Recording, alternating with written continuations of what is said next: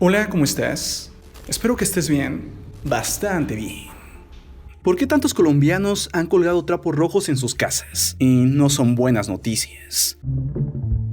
Actualmente el mundo vive una crisis de salud, pero esta ha llevado también a una crisis económica, donde se calcula que quienes se verán más afectados son las personas que viven al día, ya que ellas están perdiendo sus trabajos, se están quedando sin sus pocos ahorros, e incluso podrían llegar a quedarse sin comer. Y aunque esto último podría parecer algo exagerado, ya en algunos países se está viendo la verdad. Por ejemplo, en Colombia. Es por eso que un trapo rojo se ha convertido en un grito de auxilio. Y lo llevan muchas casas en su fachada, ya que con eso están diciendo que tienen poco o que no tienen nada.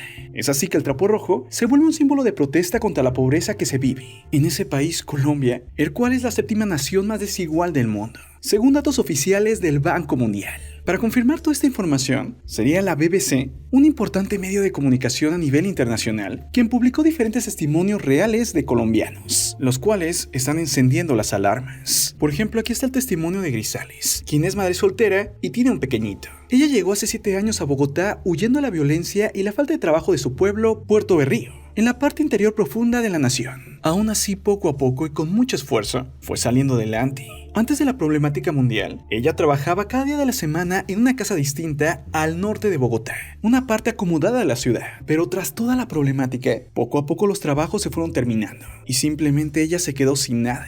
Fue entonces que Grisales se empezó a preocupar. ¿Cómo iba a pagar los 250,000 pesos colombianos, que son más o menos $60 estadounidenses, que representan el adeudo de su próxima renta? Además, ¿cómo va a pagar los demás gastos? Si incluso no tiene para pagar comida.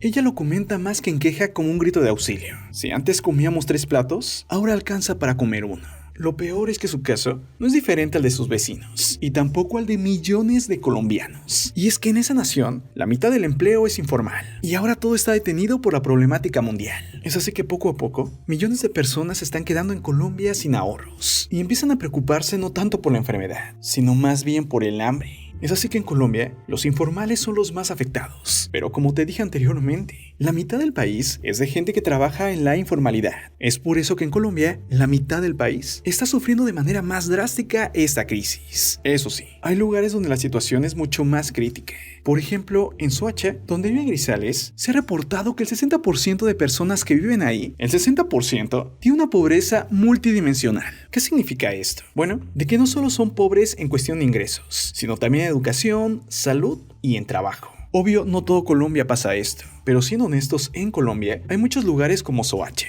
donde más del 50% de la población vive en pobreza. La situación se vuelve mucho más complicada cuando a los colombianos se les suman la mayoría de los 2 millones de venezolanos que han llegado al país. Y es que recordemos que en los últimos tiempos, la mitad de los venezolanos han salido de su país, y uno de sus refugios ha sido Colombia. Y aunque a algunos venezolanos les ha ido bastante bien, a la mayoría en cambio, no tanto. Porque imagínate si es difícil crecer en tu país y empezar casi desde cero. Ahora imagínate hacerlo en otro país. De esta manera la situación en Colombia se vuelve mucho más crítica. Ahora bien, el gobierno de Colombia ha intentado detener la crisis y ayudar a su gente con subsidios, créditos y suspensión de pagos. Muchas alcaldías están entregando miles de bolsas de arroz, lentejas y harina, ya sea en colegios y plazas, donde la gente hace filas de horas para poder conseguir un poco de comida. Obviamente, también se hacen recorridos en los lugares más pobres para entregar directamente el producto. Es por eso que ahí nace el trapo rojo, ya que se está pidiendo a las personas que cuando no tengan qué comer o cuando se sientan muy vulnerables, simplemente pongan un trapo rojo afuera de sus casas y así de manera sencilla les entreguen una canasta básica, sin necesidad de entrevistas o de burocracia. Obviamente las personas que están sufriendo esto se han mostrado en general muy agradecidos. Y es que han dicho, si no es porque hay gente que nos regala algo, nosotros ya nos hubiéramos muerto de hambre. Pero el problema no solo es eso, ya que a medida que se prolonga el encierro, el cual en teoría termina el 27 de abril, la tensión en los barrios más pobres de Colombia empieza a aumentar, ya que recordemos que estos barrios son los más vulnerables, y por eso se tiene miedo a que empiece a haber brotes de violencia. Incluso ya se han reportado protestas, las cuales han sido controladas por la policía. Pero incluso esto llegó a tal nivel que el fin de semana hubo toque de queda en Soacha. Es así que aunque el trapo rojo se originó en Soacha, ya en varios barrios de Bogotá y el resto del país han sacado también sus trapos rojos. Con lo cual la gente quiere decir, tenemos hambre y no sabemos qué hacer. Tras conocer todo esto, hay 2 puntos que debemos de tomar en cuenta.